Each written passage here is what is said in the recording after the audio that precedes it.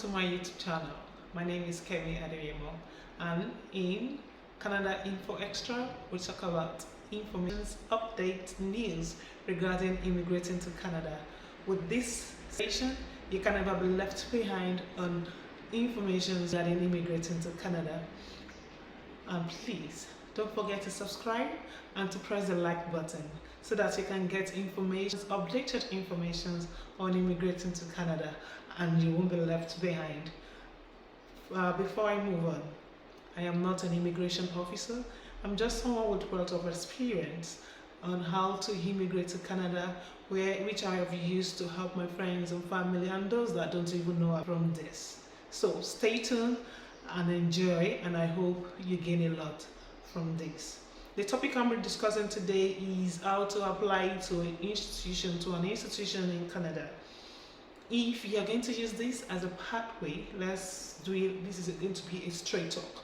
If you are going to use this as a pathway to immigrate to Canada, then you have to be careful in picking institutions. Not all universities or colleges in Canada can help you in immigrating to Canada, or that you can use as a pathway to immigrate to Canada. One thing you have to know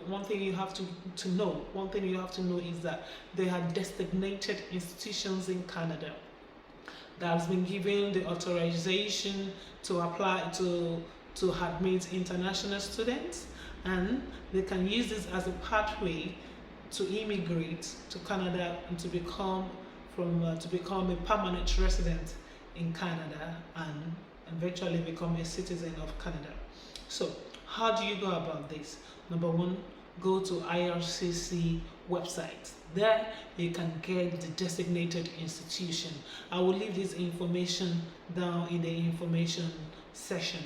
So how do you do this? When you get there, there are so many universities and colleges in Canada.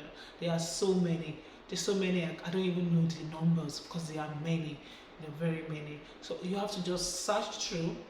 You might streamline this based on the course or the program you want to study. Then, once you get college or a university of your choice, you have the opportunity to apply for two separate programs. You have the opportunity to apply for two separate programs, and before you do this, as an international student, you have to be sure that there is space available for international students. There is a quota given to international students, and this quota gets filled up quickly. So you have to be sure you go to the website, check their waiting list, check their availability seats for international students.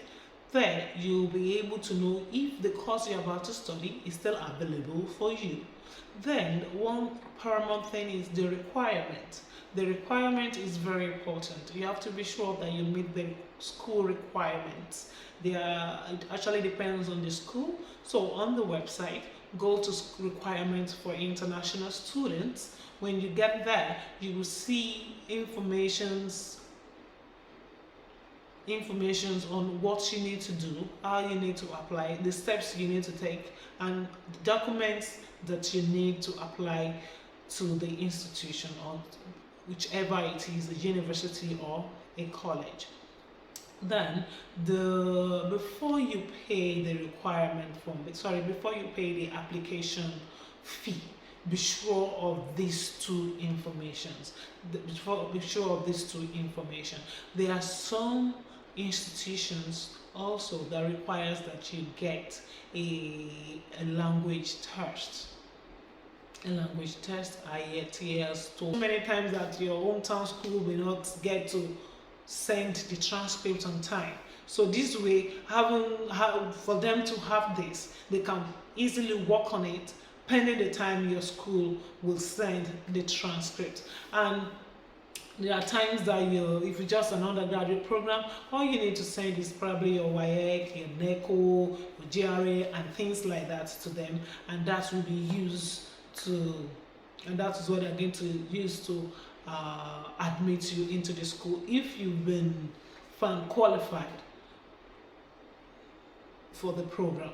So after doing all this, make sure you do a follow-up by asking, by usually there is a email that international students looking for admission, not just international students, any student looking for admission, there's usually an email on the website whereby you can make inquiries and they will answer you. You don't have to call, you don't have to sniff around for information, just mail them and they will give you back informations requiring your inquiry. They will give you detailed information on all the things you need regarding that. So number one, such a website gets a designated institution. Two, check the requirements for applying to the institution. Three, as an international student, you have to be sure that there are available seats. Then apply and make sure that if your school requires a language test, IELTS, TOEFL, do that and get the minimum score for it. And I also said that there is a Duolingo test, an online test that some institutions accept. You can also do that at the comfort of your own and they will send the results to them. Then your transcript is very important. You send your transcript. You can send it on your own. You have to send the official transcript through the institutions in your hometown. Then you can send a student copy to them pending the time your transcript get to them. Then after this, there's usually a waiting time, a waiting period whereby the school will collate and get all the documents ready, and then they pick and then they announce those that are picked. They'll also mail you to tell you the you need to do. This is all you need to do to apply to a designated institution in Canada. And after applying to a designated institution, there's another step that you have to do, which is applying for a study permit. I will give you detailed information on how you can do this on your own, all the documents you need, all the requirements, how you have to go about it in my next video. So please, like I said earlier, subscribe, like this channel so that you can support your girl and you can always get information, updated news about how you can immigrate to Canada. So by this time next week, hopefully I will be able to give you detailed information on all you need to know and how you can apply for your study permit. So it's so good to be here, it's so good to see your face, and please don't forget to subscribe. Bye for now. See you.